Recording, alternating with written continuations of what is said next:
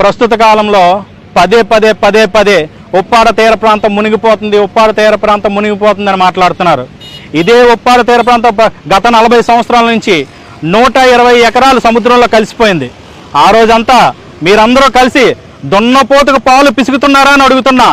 ఇదే పవన్ కళ్యాణ్ గారు అధికారంలోకి వచ్చి 18 నెలల్లో కేంద్రంతో మాట్లాడి 323 కోట్ల రూపాయలు తీసుకొస్తే అది 10 డేస్ లేట్ అవుతుందని చెప్పి ఇమ్మీడియట్లీ ఒక 60 లక్షల రూపాయలతో తాత్కాలిక రక్షణ గోడ అక్కడ నిర్మించడం జరిగింది.